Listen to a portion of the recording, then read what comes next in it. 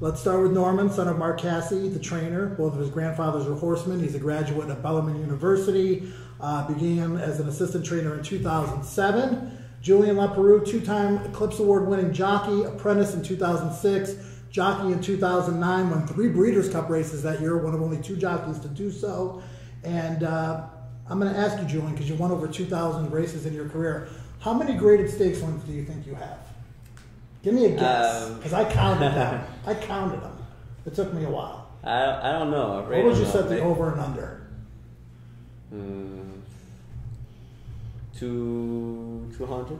That's pretty close. 170 graded stakes wins. Good. Yeah, that's a heck of a number out of 2,000 overall victories. So, guys, you teamed up with Danzig Moon to run 5th in the Kentucky Derby, and now it's on to the Preakness. Norman, let's start with you first. The decision to go to the Preakness, what went into it, and how is the horse doing since coming out of the Derby? I think what we did is we just took a step back and we wanted to make sure that he was training well, and he's training just as good as he was, if not better, before the Derby, and he was actually getting a lot of hype because he was training so well. He's actually training a little better. Also, we think he's a horse that's improving.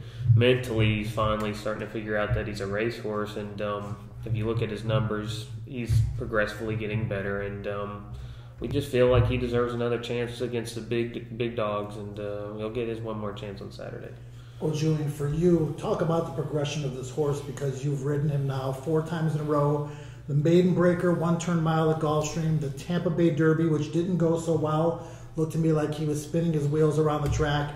Then the improved second, the Carpe Diem in the Bluegrass, and then a good race in the Kentucky Derby, and the numbers keep going up. Does he feel different to you? Do you feel that maturity? Do you see him progressing, as a racehorse, including his talent that he already has? Yes, definitely. Since the first day at Gulfstream, I've been on him. He's changed a lot, maturing and stronger. So, yeah, he's definitely getting better. Now, Norman, let's talk about the campaign, because this is a Canadian bred, and there is the Canadian Triple Crown. And as a trainer, you have to try to maximize a 3-year-old year, because that's when horses can really make their money against restricted company. So as long as your horse is happy and healthy, you got to plot out that strategically. Talk about your strategy. Obviously, if the horse is fit and ready to go, you want to map out a plan that's going to maximize your potential, your earning potential. Yeah, well, as you alluded to, he is Canadian bred, so obviously one of the main goals at the beginning of the year was obviously the Queen's Plate. But we feel like he's competitive enough to be against the best in the country, and we don't think running in the Preakness is going to do anything detrimental to his chances of running in the Queen's Plate. That's why we're going to run in the Preakness and not wait for the Belmont, because that way we have time. In case he doesn't run as well as we hope in the Preakness, we can still fall back on the Queen's Plate. But we look at this horse a lot differently. We feel like he's one of the better horses we've ever had, so we want to give him the opportunity to prove it. And Julien, you've run 2nd in the Preakness with Macho again in 2008, 4th with Dialed In 2011. You've had 6 Preakness mounts. Going from the Derby to the Preakness with a horse like this, the big Triple Crown races, is it different? This is my Triple Crown horse? Like, how do you feel about that, different than you would any other stakes race or any other day of racing? Well, Triple Crown races, they're always special, any of the 3, but you ran a great race in the Kentucky Derby, so going to the Preakness, we knew the top 3 is still going to run, so it's still going to be a tough race, but like I say, he's doing great right now, so we're excited. And Norman, when we look back at the Preakness results year after year, sometimes there's interesting new shooters, but they almost always find themselves up against the horses that run in the Derby. Can you speak to that? Is it just a 1.25 miles and the fitness that they gain in the Derby that gives them an advantage over the new shooters in that race? I think so, and I think most of the time there's a reason why the new shooters weren't in the Derby, and it's because they weren't eligible for the Derby. So usually they're a little bit further behind. But I do think there's something to running in 1.25 miles and then cutting back to 1 mile 3/16 that helps those horses out. I guess just right off the top of my head, the last horse that really ran well was probably Bernardini, and he ended up becoming a very, very talented horse. But other than that, Usually the Derby horses shine, so it's probably a little bit of both. I have some stats. All right. 9 of the last 11 Preakness winners exited the Derby. The other one, Bernardini, and the other one was Rachel. So she was in the Oaks. 11 of the last 14 Preakness winners were 3-1 or less. 8 of those were the favorites. I'm not discouraging them. You're not going to discourage me. 9 of the last 17 Derby winners have also won the Preakness, but none of them has won the Belmont. That's why we haven't had a Triple Crown winner in forever. So, what's your perfect scenario, Julian? I mean, you've got a lot of the same horses. You know what you're up against. You know your competition.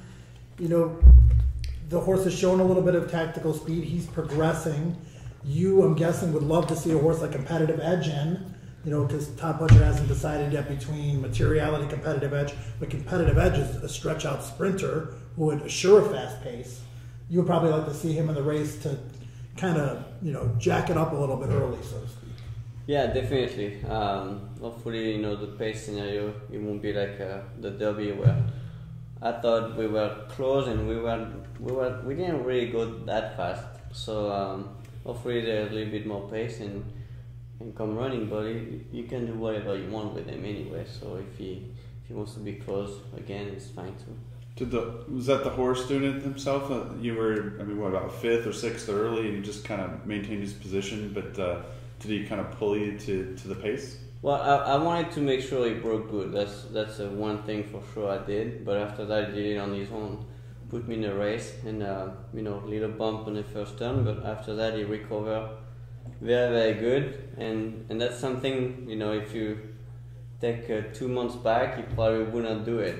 So that's how he get better and better. And that's why I was very pleased with the race in the Derby. Yeah. Were you surprised that none of the other horses came back to you in the top 3? Good question. To be honest, no, because I don't think we went that fast. And if you look at the first 3, they were like together, but Dortmund on the lead, and Gary was like 3 or 4 wide, and American Pharoah was outside even more. So they were by himself, all of them. So there was no really any tactical speed where somebody was putting pressure. But no, I think that's why they didn't come back for sure. And when you look at the race, really only one horse passed you in the entire race, which was Frosted coming on for 4th. So Norman, when you look at how your horse ran, do you feel like we really haven't maybe necessarily seen the true test of how these horses would shake out with a different pace? Yeah, I'm excited because I think the top 3 horses coming out of the Derby, we all know who they are. And I think going into the Preakness, they're going to be watching each other even more closely. And I think maybe if a Competitive Edge is in there or somebody else wants to go, they're going to go because nobody's going to let any of them get away. And it's going to actually help us out a lot more. I could see us sitting closer than we were in the Derby, but still, we're still not going to show as much speed as the top 3. But we're hoping that they go, and they go a little faster than they did in the Derby. And I just, the thing is with Danzig Moon, I don't think we've seen his best. I think we've seen those 3's best, and it's very, very good. And I'm not taking anything away from them, obviously. But our horse mentally is getting better. Talent-wise was always there, but he's now figuring out how to become a racehorse. And he got a little bit tired the last 16th of a mile, and he's not going to get tired this time. Do you scout the horses? Going into the Derby, there was so much hype about, American Pharoah is, the next Secretary or whatever. And he's a really good horse, and he lived up to the hype in the Derby. But scouting the horses leading up, scouting your competition, especially for these kinds of races, and then after the Derby, how well they came out of it when they first go back to the racetrack and they're first jogging and galloping. Do you look for weight loss? Do you look for, if the gallops are as fluid? Do you look at that kind of thing, not only with your horse, but with the competition? You do, but you're very, very careful about what your opinion is, because I can look at American Pharoah on the racetrack and say, wow, I don't think he's doing as well. But at the end of the day, I don't know American Pharoah like Bob Baffert knows American Pharoah. I don't know American Pharoah like Jimmy knows American Pharoah. So it would be very, very naive of me to be like, well, I know American Pharoah, he's not doing as well. Because I'm going to tell you something, horses are very, very tricky. some of the I remember Bodemeister. Everybody's watching Bodemeister train up to the Derby, and they thought, this horse can't run. He gallops terrible. He's moving terrible. And then wouldn't you believe, probably one of the best 3-year-olds. I mean, he didn't win one of the races, but he proved that he was one of the best 3-year-olds in the country that year. And it just goes to show you, don't ever disrespect anybody's horse, because they know them a lot more than you do. And that's just the way I look at it. Right. Now, we talk about new shooters, and there's an obvious new shooter in this race who's improving, and a horse that you had ridden before in Divining Rod, and you got on him at Keeneland, and he won the Lexington, and he rated a little bit off the pace, showing a new dimension, and he ran very well. Looking at him into the Preakness, how do you think he fits with these Derby horses based on how well he ran for you at Keeneland? I think he fit in the race too. I mean, he's got tactical speed too, also, so he should be putting himself in the race. You know, he's a fast horse. I think they're gonna want to be behind like they did in the Lexington. But he's a talented horse, yeah. Yeah, you really rated nicely in that race, and it was a race with a lot of speed. And did you guys talk about taking him back that day? And, yeah, well, you know, if they left me alone and on the lead going 48, for sure I would have been on the lead. But the plan before the race was definitely to try to cover him up, because the race at Tampa, he just ran off and kind of got tired at the end. So they wanted him to see him and try to teach him something, and he did great. He did very good that day. Yeah, it's very, very impressive against that group. Like Joe said, it'd be interesting how it transfers over. Norman, I wanted to ask you, you know, for a trainer like Bob Baffert, having American Pharoah win the Derby, but Dortmund being maybe one of the biggest threats to him, that's got to be tough. I mean, I guess with 2 different owners, he really doesn't have much choice just to keep going with both of them. Yeah, I think he's playing the right card. He's just got to, you know, he's got to.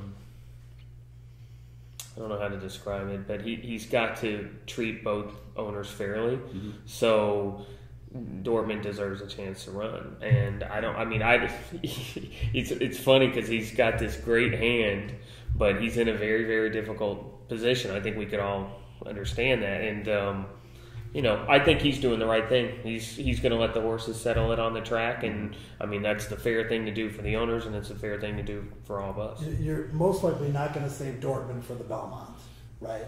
He fits the Preakness great, and like we talked about earlier, there's only so many opportunities you have to run for big money with these 3-year-olds. So you have to take advantage of those opportunities when you can. And being fair to his owner, also happens to own Bayern, who, you know, and he spends a lot of money on horses. Obviously, not that that should make a difference, but it's all part of the situation in the scenario. Last year, you guys ran your first horse in the Preakness, Dynamic Impact, off of the Illinois Derby win, and he ran okay, but we haven't seen him since. Popped on Echo Base today, looked on the work tab, boom, bullet work at Churchill yesterday. So how's he doing? What are we looking at? He just came out of the Preakness, and he had lost a bunch of weight, and we went on with him, but he was never really training that good, so Dad just sent him to the farm, and we sent him to our Moonshadow farm in Ocala and gave him time off. He never had any type of injury or anything, and we decided to start him back at the first of the year, and he's been training really, really well, and as you alluded to earlier, he worked out of the gate, I guess, yesterday or the day before. 5/8 looked really good, and there's a race for him on the 22nd. I'm excited to get him started again. Julian, you've ridden at so many different tracks. I mean, what's the difference? You know, Churchill, Belmont, obviously Pimlico. Do you have to ride Pimlico differently than you will ride different tracks? Like to position your horses differently? Like, with Danzig Moon, is there going to be a different kind of strategy based on the kind of track you're running on? Pimlico, no, you can ride it pretty much the same. Sometimes the rail is kind of a little deeper than other part of the racetrack, but I guess it's something you gotta just watch during the weekend and see how's everybody's running, and then figure it out. And Belmont obviously it's a bigger track, so obviously you gotta ride it a little bit different too. Some of my favorite horses that you have ridden, Gorilla very early in your career, Forever Together, awesome, Informed Decision, we all know how good she was, Einstein, one of my favorites, and Successful Dan. I mean, you have a lineage of great horses that you've ridden. How cool is it to go to battle with these horses and say, you know, this horse is on his best this day. This is a horse that really fits this race against this kind of competition.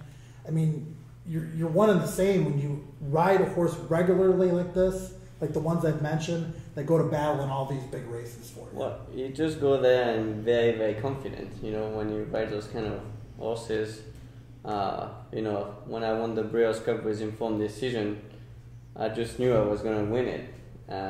It's not to sound cocky or anything. It's just something I was very confident and I knew she could do it. So no, those are great horses. So definitely you gotta be confident. Yeah. Now you guys won your first Queen's Plate last year.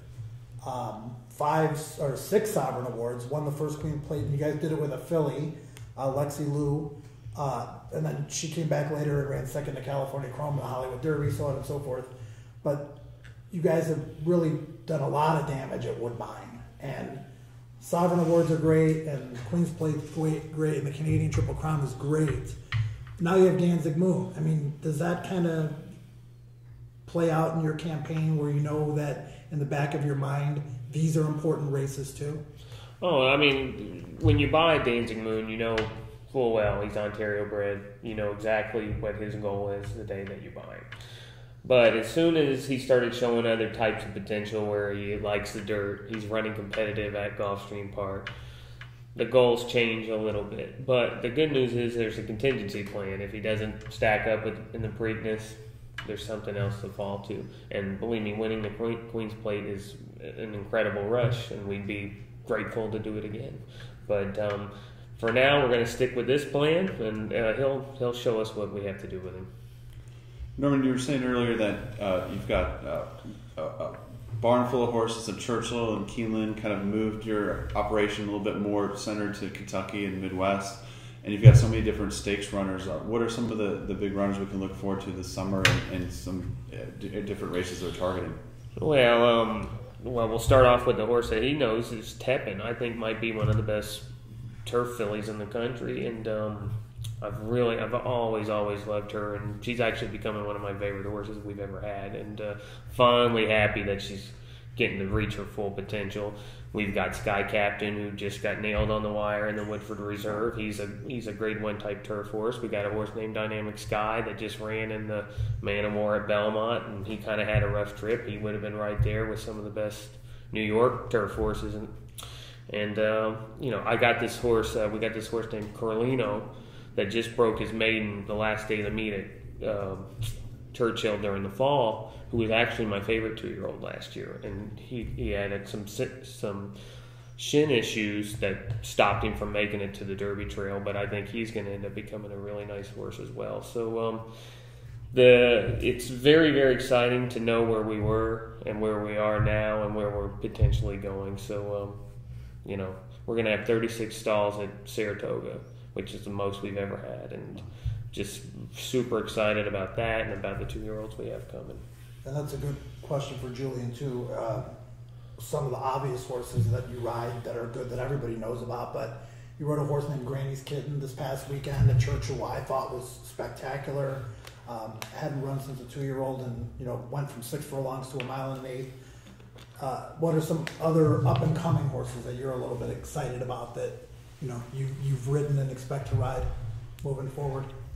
Well, you know, Tepin is probably the one that I'm looking forward to ride again. Granny's Kitten just won a huge race. I think he's got a bright future in front of him. I mean, it's tough to say. I ride so many, it's tough to put some in there. But, you know, my business right now starts to finally get back together where I can start winning. Off to a good start at Churchill. Off to a good start at Churchill, so I'm excited and going to try to keep going. That's it. I have a somewhat controversial question. I want to get your opinion on this too. All right. Don't be scared. Go for it. What do you think of the Triple Crown? I mean, what do you think of the Triple Crown? Derby, all these prep races, point system. 2 weeks later, the Preakness. 3 weeks later, the Belmont. You know, we're trying to get more exposure for racing, and we make this thing so hard. And you should earn it. There's no question about it. But every other sport, evolves. Hockey got rid of the 2-line pass. Football added the 2-point convert. Every other sport evolves. And racing traditionalists say you can't change the Triple Crown. Well, I think that a little bit more spacing is good for the horses, a little bit more spacing is good for the game, a little bit more spacing increases the time period where there's interest from the general public. So if we can get opinions around the table, I'd be curious to what you guys think. I would be opposed to changing it. I just think, for one, there has been several. This comes from a horseman, so that's right. Well, and I'm just going to tell you, I just feel there's been several horses that should have won the Triple Crown who haven't. So you cannot tell me that they can't do it. Yeah. And they're just, whether it was jockey error or whatever. There's been several. Well, no. There's been others. There's been other things, but there's different things that could have happened. But there's two. But I do agree. It's a shame because there are very few days left where the racetracks make a lot of money, and Pimlico gets the worst of it because the Preakness is going to be a short field. So I think it had to and all the other stakes too. Yeah, and because they run the same type of races that Churchill ran and that Belmont's running, so they're not going to make as much money. So I do feel bad for Pimlico, but at the end of the day, truthfully, I want to see a Triple Crown winner just as much as anybody else. But really, the funny thing is, as soon as it happens, I think the interest goes away. I think the idea that there hasn't been one is the reason why, say if American Pharoah wins, that everybody will watch the Belmont. It's unreachable. Because it's there. And so as soon as you make it easier, and I don't even know if it would be easier. I think if you space out the Preakness, there'll be a full field. There'll be a full field in the Belmont and the Preakness, and then the next thing you know, it's tougher to win all three, even though you're a fresh horse every time. I'm talking more about the grind on the horses. Well, the funny thing is I just don't see it. Maybe there is a grind on particular horses. I think if you're a great horse, it wouldn't bother you. I really don't. I think there will be a horse that is so much better than everybody else that it doesn't matter. And that horse deserves to win the Triple Crown the way it was all along. And that's just been my opinion forever about it. Julian, your thoughts? I will not change anything either. And if we do change, I will wait that we get a Triple Crown winner.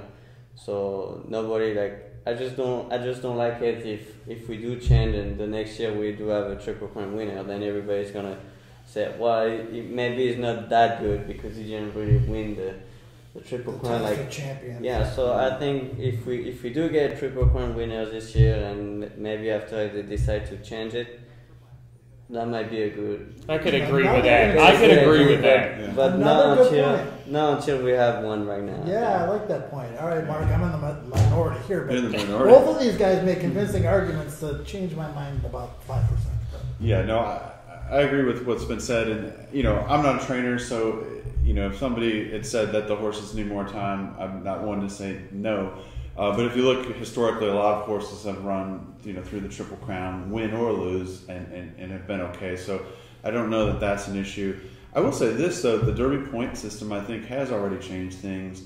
And we've talked, there's been a lot written about, with the point system, you don't have the Swale winner and the Hutchison winner and these sprinters and these 2-year-olds that were sprinters qualifying for the Derby and setting 45 and change paces in the Derby. And what that did, if you think about it, is it sets up races for horses like Giacomo that are dead closers that can run by a horse like a Fleet Alex. If you take that half-mile time in that race and you slow it down by a second and a half, Giacomo and Closing Argument aren't necessarily going to go by a Fleet Alex.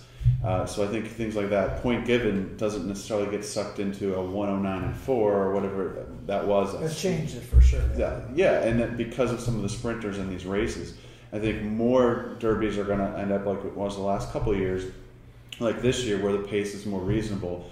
And the reason I say that is I think the horse that's going to win a Triple Crown more often than not is going to be a pace presser, or just off the pace horse like Pharaoh, or like how Danzig Moon sitting kind of 3rd to 6th. I think that's the horse that can win the Preakness. I don't think the dominant closer that runs from 12th or the unbridled strike the goal. That's probably bad. Those type horses. Like those horses I think are really disadvantaged at Pimlico and to some degree at Belmont. And so I think the fast paces we're giving it to those closers every other year that we're just not going to see quite as much. Yeah, that's a good point. I agree with that 100%. So, is there a reason why? How many years in a row now has the favorite won the Derby? A couple now. Yeah. And there's a reason, because the races ran more reasonably. That's right. Yeah. That's right. I mean, it's true. And as much as everybody wants to belittle the point system, it actually ended up being a very, very good thing. Mm-hmm. And I mean, it has some tweaks that need to be done or whatever, but maybe because you won't see if you watch Churchill, you won't see a 45 and change half mile in a mile and 16th race, right. Even a mile and 16th race the rest of the year. But in the Derby, it was the norm. It didn't make any sense. Right. But they've changed it, so that was good for a good thing. So you ride a horse in the Oaks too, Sweetgrass, and the Oaks, and the Black-eyed Susan. Susan. What do you know about the horse? I haven't ridden the horse yet. Ian Wilkes put you up. Horse looks progressive. Street Sense filly. She's won 2 in a row. I'm sure you'll increase her abilities by at least 5 lengths. Right? I'm going to try anyway. I never rode her, but I remember the first 2 races she did at Gulfstream. She actually had a lot of trouble, so she should have break her maiden earlier than that she did. And then she won actually pretty good at Keenan with Florent, one of my friends, so he liked the feeling. You gotta be happy about his success the last year and a half. I mean, I watched him when he first came up at Arlington, and he was a good rider, average rider. But I kept telling him last year at Arlington how he's just taken his game to a new level, and he is competitive. Like talking about Florent Giroux, yeah. I mean, he's competitive with and you said you guys are friends, so yeah. It's good. You got to be happy to see him elevate his game like that. No, definitely. I met him. I think he was like 14 or 15, something like that, and he came in a state working for Patrick Biancone, so I was working with him. But he just worked very hard at it. He's not scared to work, and he paid off. Yeah. Yeah, he won the Breeders' Cup. Work all week, who I think is close to his first race of the year. I think he's running at Churchill at the end of the month. Yeah, which will be fun to see. Anything else for the guys? What about just to talk about the Preakness again for a minute? Of the first 3 finishers in the race for each of you, who do you think poses the most danger in the Preakness? Yeah, that's a good question. I like Dortmund. I do. I mean, obviously, I could go and say I like American Pharoah, but I don't know. I feel like Fire in Line might bounce a little bit. He had the long space between races. He runs a bang-up race in the Derby, and he's eligible for a bounce. Dortmund and American Pharoah were ready, and I just think that racetrack's probably a little bit better for Dortmund, and that could be the difference. But the truth is, that going in, and you hope that they don't let them go slow early, and then that helps us out. So that would be my answer to that. Julie? I would say Dortmund too, but I think we gotta see also the post position, see how it goes. But I think it's the biggest threat to American Pharoah, yeah, for sure. This Bodhisattva horse, a local horse, what other chances he have but to probably show some speed? Probably not, I don't know, maybe put him on the lead. Divining Rod has some speed. And then if competitive edge goes in, and post positions are going to mean a lot too. So it'll be interesting race. They draw tomorrow or Wednesday. I'm not sure. I think they draw on Wednesday when everybody gets in town. They wait for everybody to show up. So when are you guys shipping out? Wednesday at 10 in the morning. The plane leaves, and I'm sure that's when Pharaoh's all Baffert's horses and everybody else is going to. Are you guys practicing your speech for the alibi breakfast yet? I don't know, but I know. I don't think I'm going to that. Fun. I haven't been. I didn't go to that. That's why when Lucas said Mr. Z wasn't running, it's always a highlight to see Lucas at the alibi. That's one of the highlights of Preakness. Was he the only one that didn't know Mr. Z was running? But he still thinks he's running, I think. No, because Zayat said he's not running. I know, but Zayat said that. Lucas said he didn't tell me that. I think today was the first morning since I've been back from Florida that Wayne was in a bad mood, so I think he knows. I didn't even say good morning. He looked grumpy. I was wondering if it was like just insurance in case the horse didn't, scratched or something like that. The one thing, like, I was around all the years when Lucas had, those good Triple Crown horses, and we were doing bar notes, and we'd interview him all the time. And the one thing he always said was, we never let one horse discourage us from entering a race that we planned. And, like when they won Thunder Gulch and Charismatic, and, those were Derby races, but even other races, he went in, even with the Oxbow, it was a horse that didn't really seem to figure. It's like, why are you running back? And as good as Orb looked, it's like he wasn't discouraged one bit, went right back. And not that I'm not trying to make a case for Mr. Z, but I was wondering if he was going to try to enter just in case, tell Mr. Zayat that, maybe if your American Pharaoh gets sick or something, then we'll have another horse. That was the card he was playing, I guarantee. Yeah. I think we have some questions from the fans. Is that true, Ember? How are we going to get those questions? You want to come over here and... No? You can shout them out. Yeah. Give me just a sec. Norman, so somebody wants to know, did the potential hot pace go into deciding to run Danzig Moon in Preakness? Oh, I mean, that's not the main reason why we're entering him in the Preakness. The main reason we're entering him is because we think he's getting better. He's training great. He hasn't missed a day, and he's training very, very well up to the race. But more importantly, we just think that he's a horse that hasn't shown his best yet. And we don't, hopefully the Preakness is. And then if he runs his best race, we could be right there with them. And that's why he's running in the Preakness. Julian, how tough was the decision on which horse you're going to ride in the Preakness? Oh, see, and I put the X on myself from asking that. But since the fans asked, the Julian.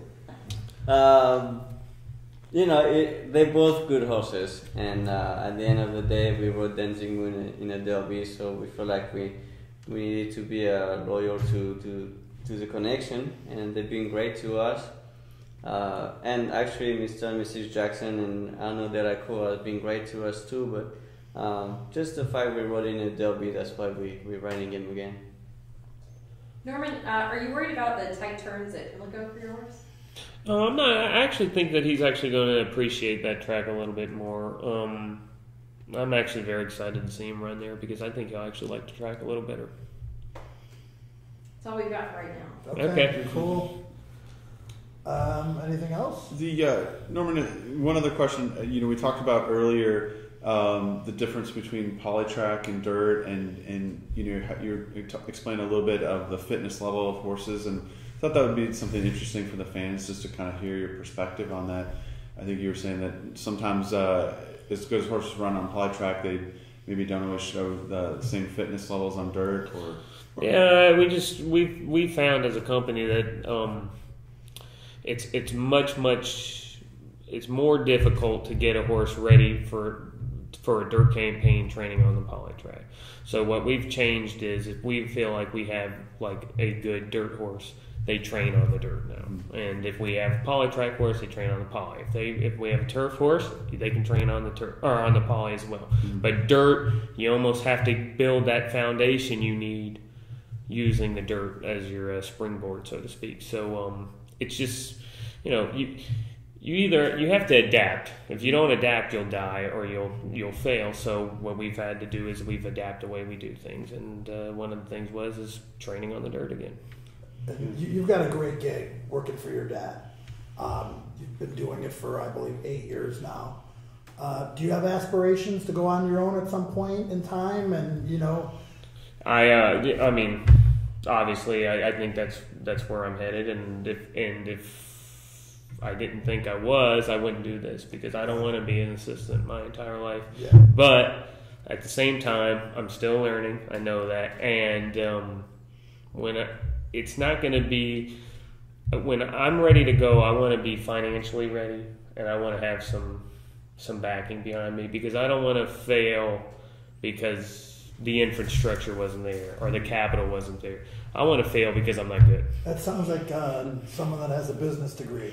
Yes. I want to fail because I was terrible at it. I don't want to fail because I had to run horses because I needed to pay the feed man. You know what I mean? Timing's important. And when that time comes, that's when I'll do it. And I'm pretty confident that I'll do very well at it. It's just it's a matter of time and preparation, and when that time comes, I'll be ready. Yeah, you want a fair shot to win and lose on your merits, and not because of bad Correct. timing. You don't want to do it because, like I said, I think the best example is because I'm running horses because I need money.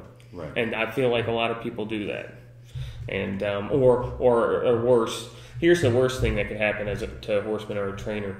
You have 5 or 6 horses. They're claiming horses.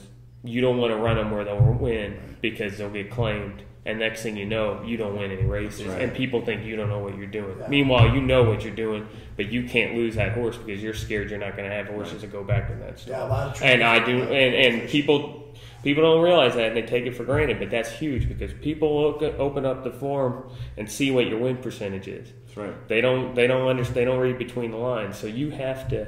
Yeah. You have to be careful when you start on your I own. remember talking to Karen McLaughlin about this at Gulfstream, and he had always had a terrible record with first-time starters. And all of those stats are in the form. Every single stat is in the form. So they'll be like, well, you're bad doing this, you're bad doing that. But actually, it's the program that he's running. Mm-hmm. Just like Ian Wilkes, he's 1 for 300 with first-time starters. But it's because of the program that he's running.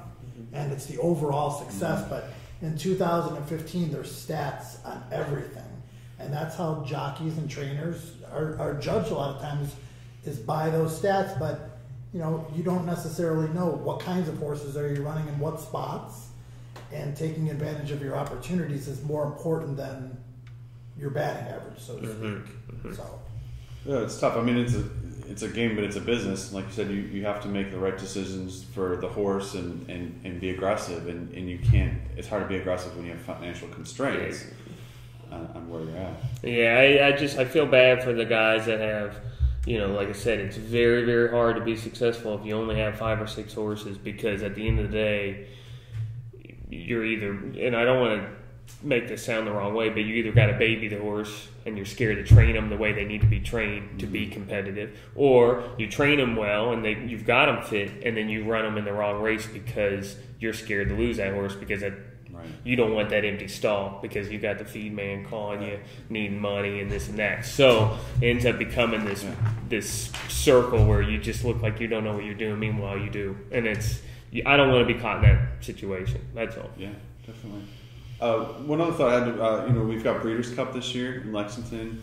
You're a Louisville guy, Kentucky guy. Like I said, you've got a barn full of runners at Keeneland and Churchill. How much would it mean to you to be able to win a Breeders' Cup race? I actually have thought about that a lot. We've had 2 or 3 seconds in Breeders' Cups. We've really come on. In fact, 5 on the board finishes. And he nailed us on the wire in the Philly Amir Turf. So he beat us. So I don't think I haven't forgot. But I was actually thinking about that the other day, that maybe we've been waiting for it to be at Keeneland, which is such a special place for my father and me and our whole family, obviously. But I'm excited that it's at Keeneland, and I'll be even more excited when it's back at Churchill if they can ever figure it out. Churchill's a great place. Churchill is the absolute best place for it, fairness-wise, climate-wise for the Europeans, and obviously, and they're the only ones that truly know how to put on 90,000 people without getting in each other's way. They're the only ones who know how to do it because they've done it 141 years in a row in another capacity. And really, obviously, the infrastructure at Churchill, with the areas that they've built out in the last 5 years, it's become, we've seen record attendances, but there's more and more comfortable seats and places to enjoy the race that people would love to be in a suite or a nice area for Breeders' Cup. And for what it is, Keeneland will do a great job. They will. They will do an excellent job. They only have so much area, but they'll do a great job. And I'll tell you one thing before we leave. That racetrack they put in is probably the best racetrack in the country. Yeah, would you agree? I agree too. It's amazing, actually. I mean, how much rain we had this past meet. And every day we came back and it was just perfect. There was not a drop of rain. So, like you said, Keeneland maybe it's a smaller track, but if there is one place that will do the good job for it, it's going to be them for sure. Yeah, but before they went to the poly track, it was. It's a lot different now. Oh yeah, it's a lot. And now all the handicappers that were complaining about the poly track at Keeneland are complaining because there aren't as many 30-to-1 shots. Yeah. Way more formful. People are never happy. People are no horse players, especially. No, it's hard to keep everybody happy. That's But we for sure. can't thank these guys enough for their time. Thank you so much. They made an effort to come down here, Main Street, where the Horse Racing Nation offices are. Downtown Louisville, Kentucky, and come by, say hello if you're nearby. And we're here all the time, talking horse racing, promoting horse racing every day. Good luck to you guys. Thanks for having us. Yeah, good luck at FilmCon. Thank you. Signing off for the Horse Racing Houston Preakness Roundtable. We'll be back next week with something else. More information to come. That's right.